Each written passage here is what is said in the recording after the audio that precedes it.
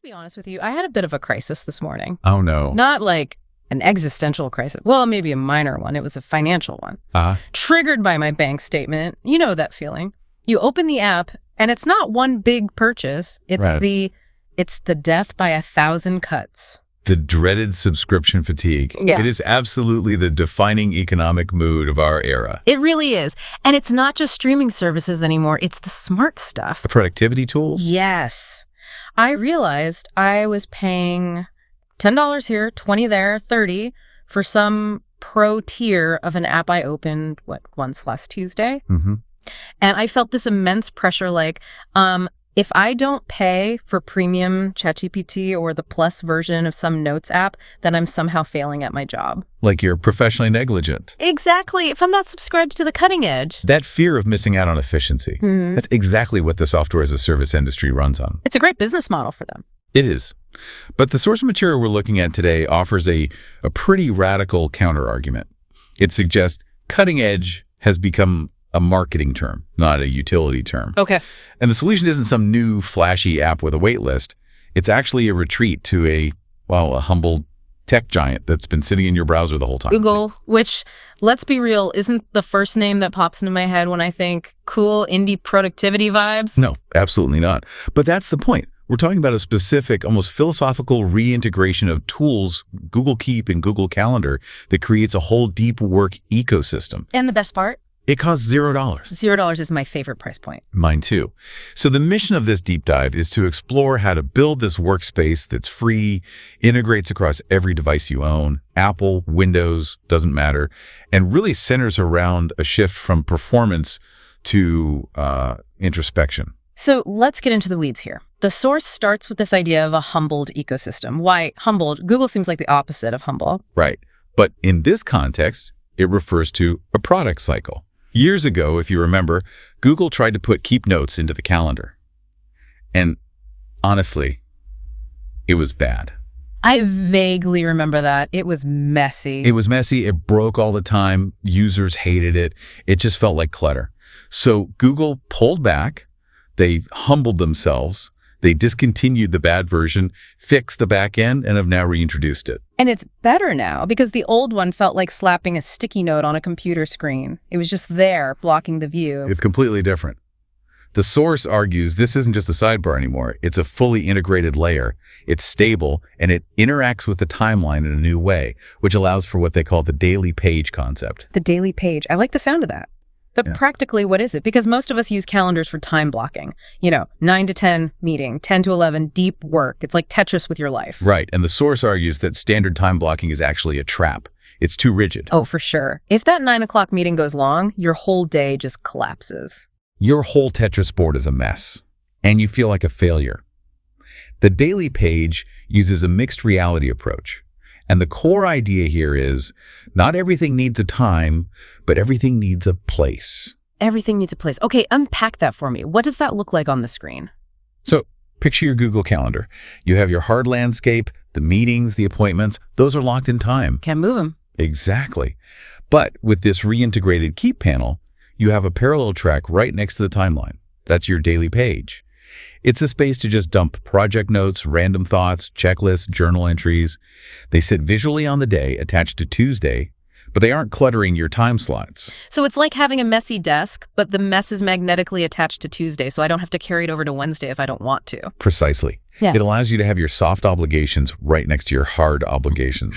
And this is where the source makes a really crucial point about something they call checklist tyranny. Oh, I definitely suffer from that. That's when I write drink coffee on my to-do list just so I can cross it off and get that little dopamine hit. We have all been there. But the source argues that when you do that, you are working for the planner, you're serving the tool. Right. This system flips it. You make the planner work for you. How so? Well, because the Google ecosystem populates itself with so much life data already, it knows the holidays. It knows your contact's birthdays. If you use the integrations, it knows your flight times.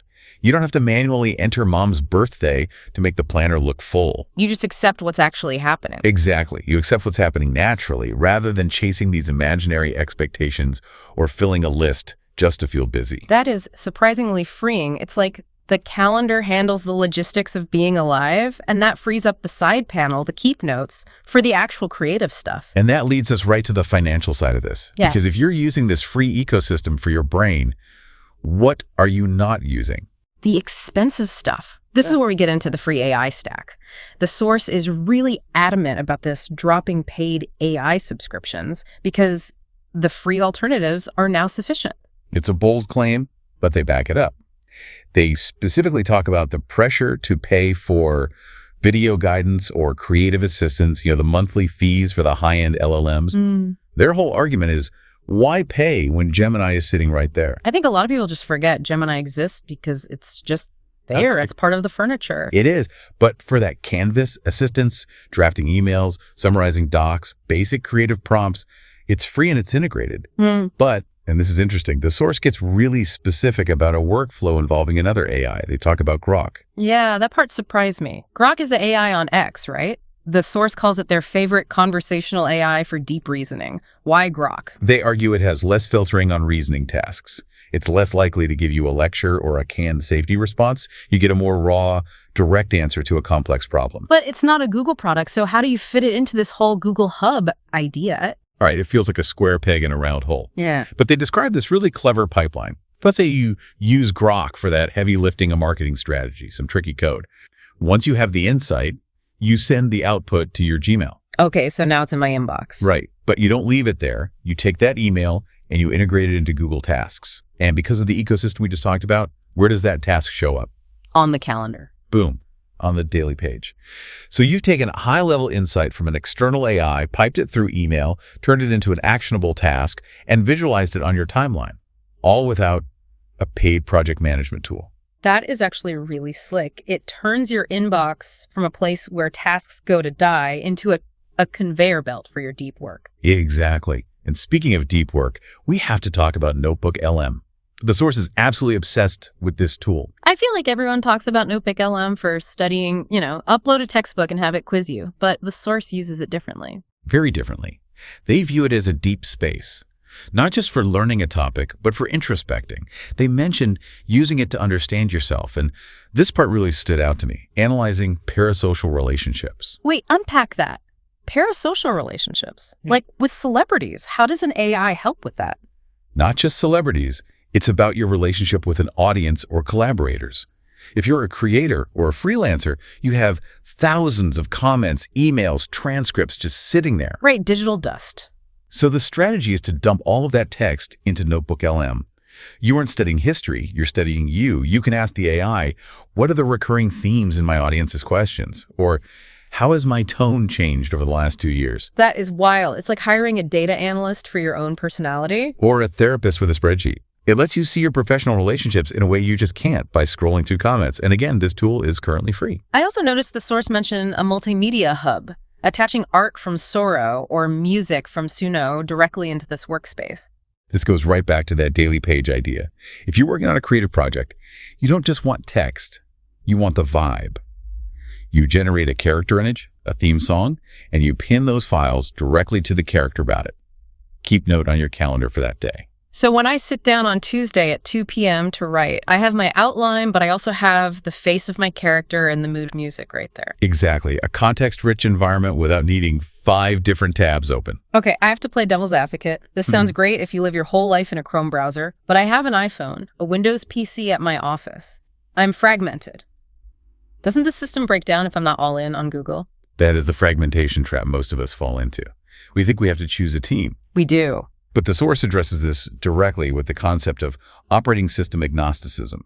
Operating system agnosticism. I like that. It sounds very Zen. It is practical Zen. Yeah. Basically, stop treating your device as the headquarters. Google is the headquarters. Your device is just a terminal. But what about specific apps? I love Apple Notes. The new transcription feature on the iPhone is too good to give up. And you don't have to. The source says, use Apple Notes for capture. Use the iPhone for what it's good at. Quick capture, voice memos, scanning things. But, and this is the key, don't let the data stay there. You pipe it into the Google Hub. You pipe it into the hub. The phone becomes an essential tool for capture, not an experimental distraction where you're constantly trying new apps to organize your life. That actually relieves a lot of anxiety. I'm always trying to make my phone a productivity machine, but the screen is too small, the notifications are too distracting. Right. And that leads to the philosophical core of this whole thing. The source calls it the deep work philosophy. And there's this really strong current about moving away from performance. Yeah, they mention social media a lot. They do. Oh. They argue we spend so much time oversharing and focusing on our performance for others that we forget to create space for our full selves. We curate this digital version of our lives for Instagram or LinkedIn. But we don't have a private digital space just to process reality. That hit me hard when I read it. The idea that we need a digital room that no one else can enter. And interestingly, the source connects that digital privacy to physical creativity. Yeah. They talk about loving arts and crafts. Yes. That seemed like such a left turn. We're talking about AI stacks and calendars, and suddenly we're on to glue sticks and paint. It seems counterintuitive, but the logic is sound. If your digital brain is cluttered and performative, you don't have the cognitive load left for the physical world. So by streamlining the digital into this efficient, kind of boring, free Google stack, you actually unlock the energy to paint or build furniture or cook a complex meal. I love that. Use the boring tools so you can have an exciting life. That is the essence of it. So let's get practical. Last segment, we have the stack, we have the philosophy, but what about our listeners who are freelancers or gig workers? How does this free stack actually help them pay the rent? The source brings up the freelancer's dilemma. And this is a huge pain point. The dilemma is the difference between hunting for work and doing the work. Oh my gosh, yes. You spend 4 hours checking 5 different apps, scrolling job boards, and you haven't actually made anything or any money.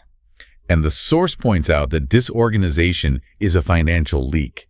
They talk about missing out on paid work just because an email got buried or a follow-up date was missed. That's the worst feeling, realizing you left money on the table just because you were disorganized. The fix is this visual integration. By pulling your Gmail, your tasks, your projects into that single view on the calendar, you stop hunting. The work is just there, in front of you. It visualizes the pipeline. It does. This allows you to focus on your actual skills, the gig itself, rather than spending all your time managing apps to find the work. It's about reducing the administrative overhead of being you. Reducing the administrative overhead of being you. I'm stealing that. But what if, and I know people like this, what if I just hate calendars? What if looking at a grid gives me hives? The source has an answer for the chaos lovers too. You don't have to be a planner person. Really? Because this whole thing sounds very planner-y. It can be. But the source suggests an alternative, the commonplace book approach. What's that? Historically, a commonplace book was just a notebook where you wrote down everything. Recipes, quotes, ideas, debts. No structure, just input. Just a giant pile of text. Just a giant pile. Yeah. You can do this with a single Google Doc or a giant Keep Note. You just dump everything there. But because it's Google, it's searchable. The source explicitly says you don't have to be good at organizing to just dump everything into a system. As long as it has a place. Right. You don't need folders or tags if you can just Command F your life. That is such a relief. I think we feel like we have to change our personality to use a productivity system. Like, oh, I need to become a color coder. But this source is saying, no, just dump it in the bucket. Just dump it in the bucket. And save $50 a month while you do it. Okay, let's bring it all home. What's the big picture?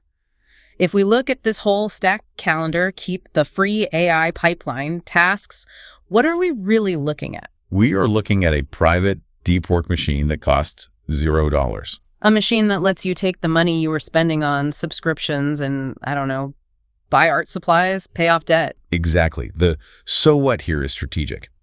In this economy, the source argues making your workspace essential and less luxurious is a real advantage. Less luxurious. That's an interesting way to put it. It is. We treat our software like luxury goods. We want the prettiest interface, the smoothest animations. But this source is saying, strip it down. Reduce the cognitive load of managing your life so you can actually live it. It's the difference between having a really fancy toolbox and actually building the house. Perfect analogy. And the source leaves us with a really provocative thought to end on. Yeah, this part really stuck with me. It goes back to that public self versus private self.